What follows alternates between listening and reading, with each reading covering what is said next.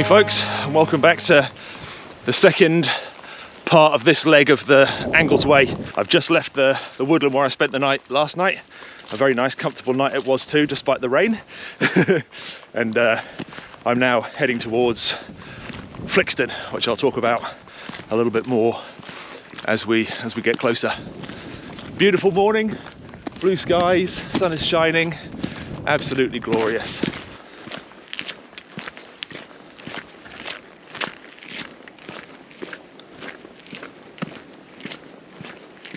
I've just been walking along a concrete path which forms the perimeter of the old RAF Bungay airfield. This was a satellite station to nearby Hardwick airfield, which was a heavy bomber base, an American heavy bomber base during the war. There's not huge amounts left, bits of perimeter track and a few hard standings and things, but if you're interested in aviation history, there's a lovely little museum down in the village of Flixton.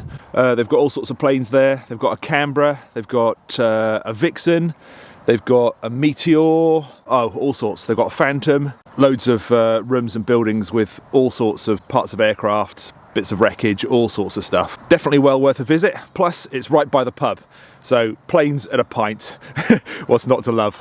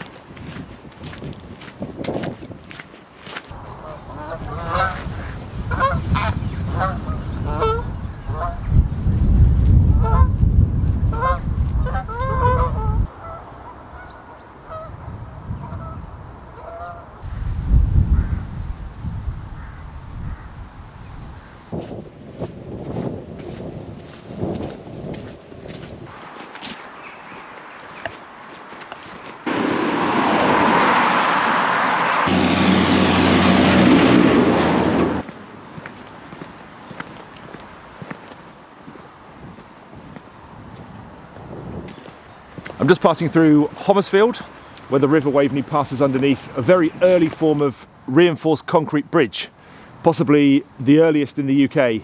It's a steel frame which was infilled with concrete, and it sits on the site of a much earlier, probably wooden bridge that spanned over the Waveney here. As you can see, the river is very much still flooded, possibly due to last night's rain. On top of the rain we had the previous weekend, there was lots of heavy flooding in the area. But yeah, I'm sure that's going to mean footpaths are soggy, probably at best. Also here in Homersfield is the Black Swan pub, good place to stop for refreshments, and they allow camping. It's a certified camping and caravan club site, but you can also camp down here by the river, but possibly when it's a little bit drier.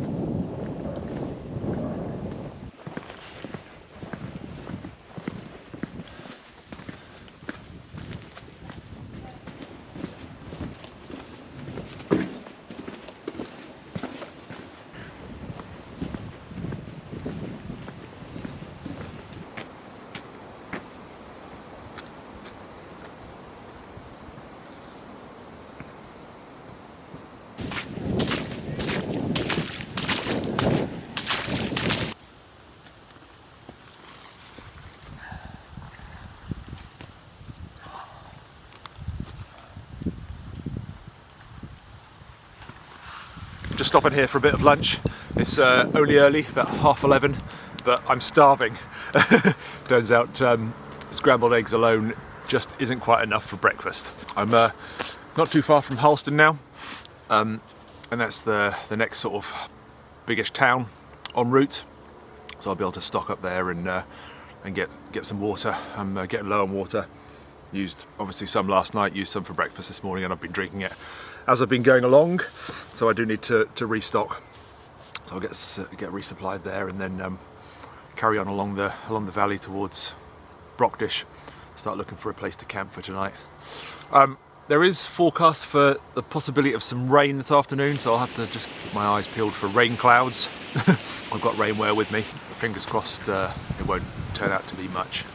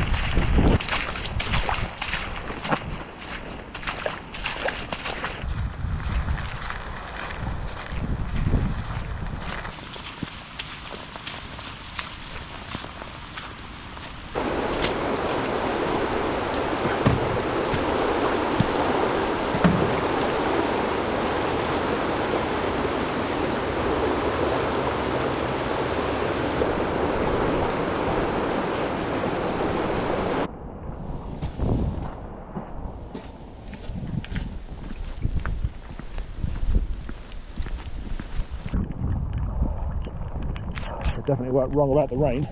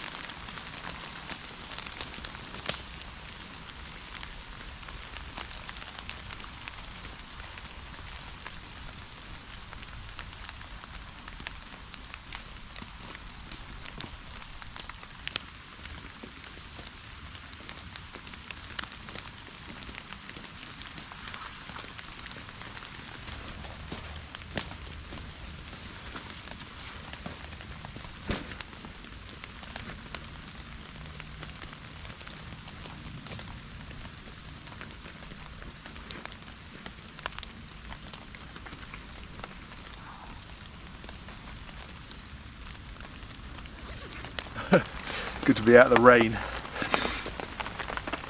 Yeah, tarps up. Found a little woodland just off the path, but up high, up on the bank. So yeah, it'll be nice and dry, a little bit like last night's woodland. This is only supposed to be in for a couple of hours, I think, this rain, and then it's supposed to you know, dry out and be less wet.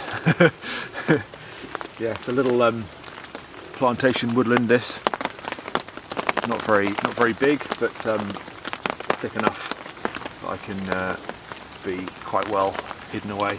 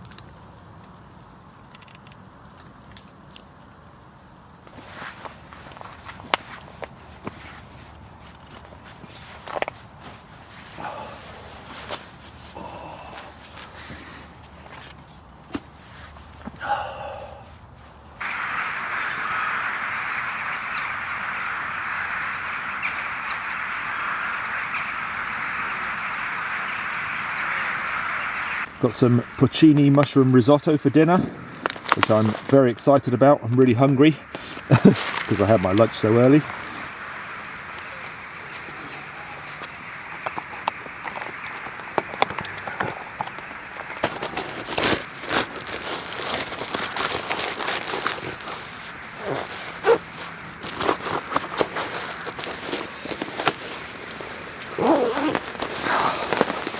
Might as well make the most of that warmth.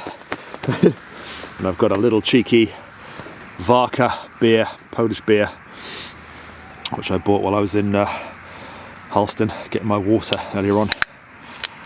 Treated myself to a couple of beers. Cheers.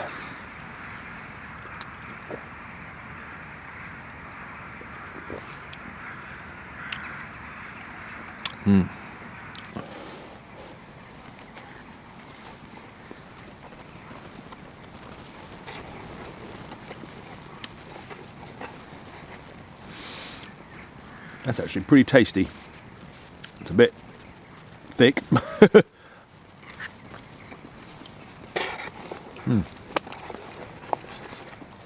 Very nice. I think I'm going to add some of my squeezy cheese left over from lunch today. And just mix that through and make it nice and creamy. Give it a little kick because it's the jalapeno flavoured one.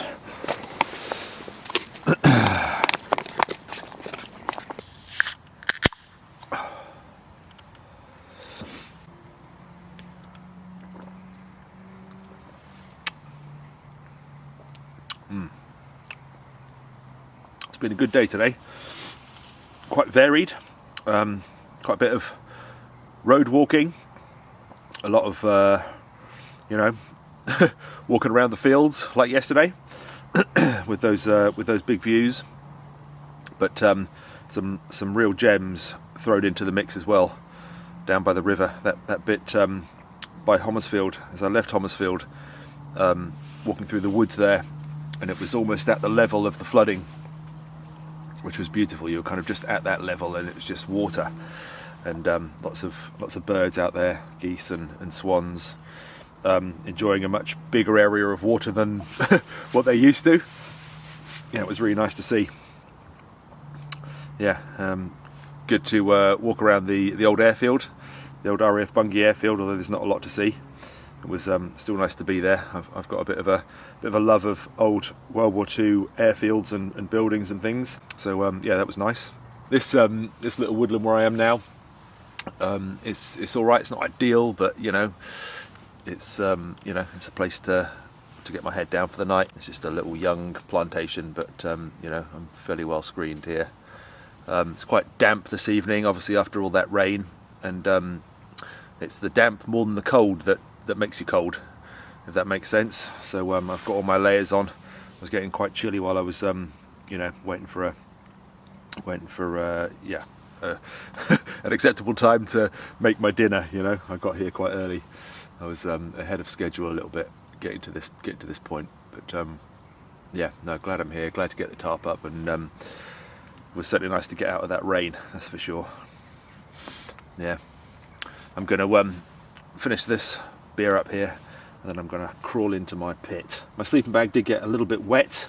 It was right at the bottom of my rucksack, and I put my rucksack down in, well, a puddle basically earlier on today, and I think the water seeped in through the through the seams, and got my sleeping bag a little bit damp. It's not too bad, just a little bit around the head end, around the hood, but yeah, it'll still be warm. It just might be a little bit damp in that area. I might drape something over it just so it doesn't feel so next to my neck and stuff.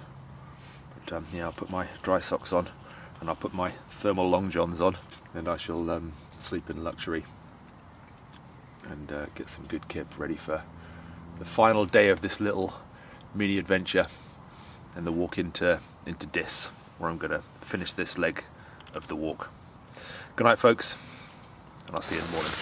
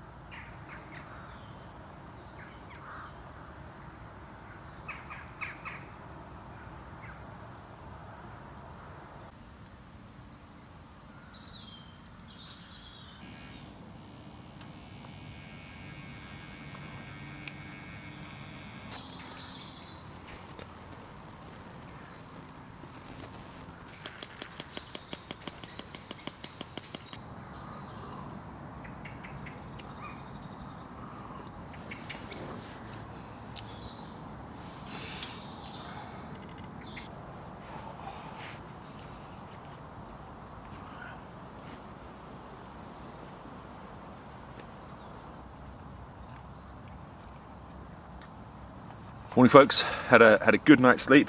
Slept for about 10 hours, something like that. Only woke up twice, fantastic. Woke up this morning, nice cup of coffee in bed, proper luxury. And then it was time for wet socks and boots back on and some breakfast. I'm just having some chocolate muesli, which is all right. It's a bit cardboardy. It's the stuff you get out of Decathlon. Thought I'd give it a try. Yeah, it's all right. It's fuel, you know. If you like that sort of thing. Certainly not bacon and eggs. I've got another coffee, and then I'll start getting things taken down, packed away, and get back on the trail.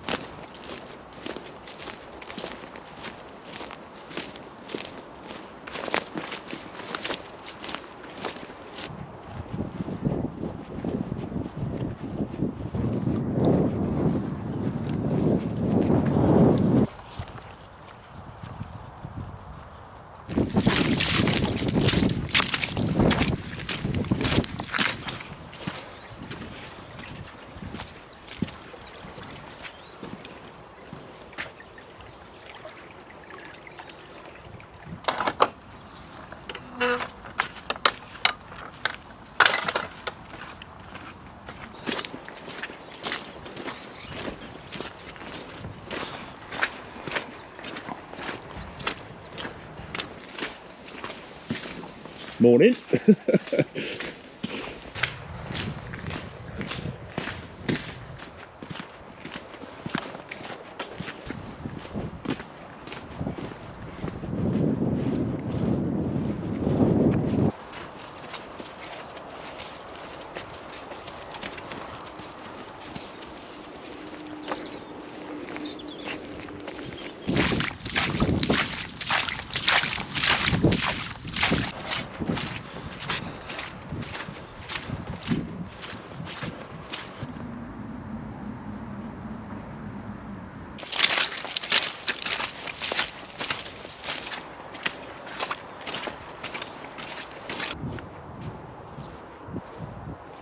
There's the River Waveney again, which is normally a very gently flowing river, barely flowing at all, it almost seems.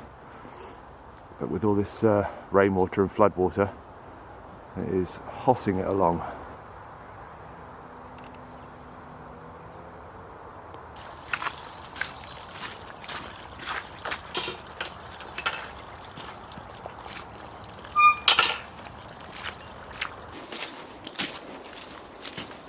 This is a gorgeous section of the walk through here between Harleston and Brockdish.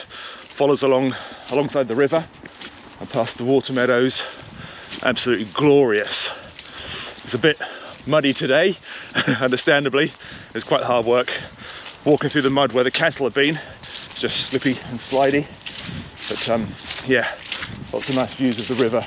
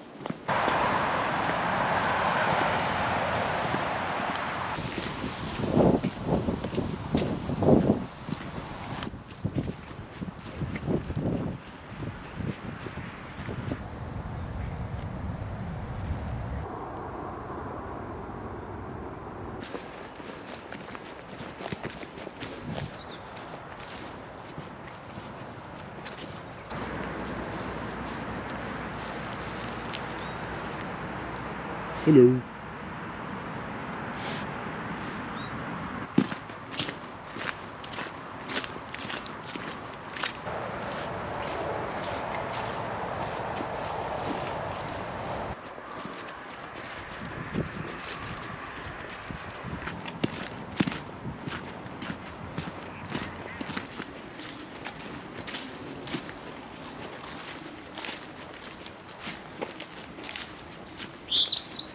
Thought I'd stop here for a few minutes, have a drink of water and a little snack.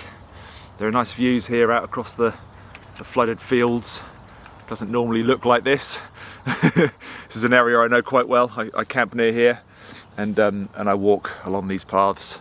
Not often, but quite often. Yeah, it's a nice little area. Just across the fields and over the hill over there is a little village called Hoxne. It's quite interesting because of its history. St Edmund was apparently captured underneath Goldbrook Bridge in Hoxne and slaughtered. Poor old chap. One of the biggest hoards of late Roman silver and gold was found here in Hoxne, the Hoxne Hoard, which is now in the British Museum, I believe. But going much further back than that in history, ancient flint tools have been found here, dating back to the Stone Age.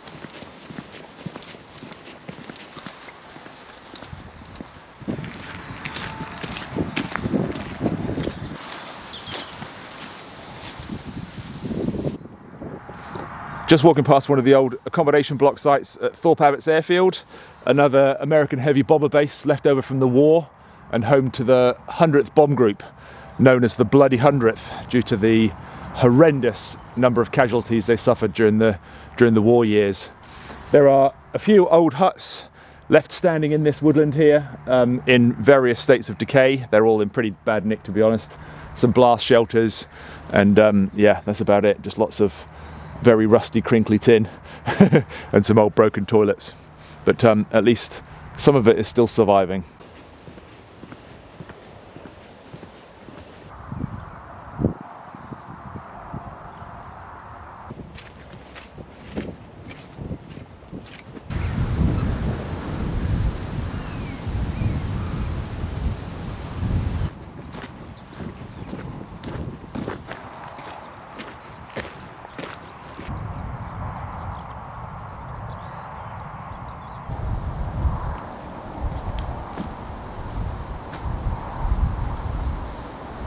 I've stopped under this big old oak tree for some lunch. I'm having a vegetarian carrot and leek dal soup, which looks interesting. Nearly into Skull now. Just got a field to cross, and then a bridge to get me over the main A140, and then we'll be getting towards Diss. We're pretty close now.